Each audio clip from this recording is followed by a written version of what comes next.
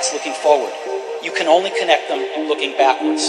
So you have to trust that the dots will somehow connect in your future. You have to trust in something, your gut, destiny, life, karma, whatever.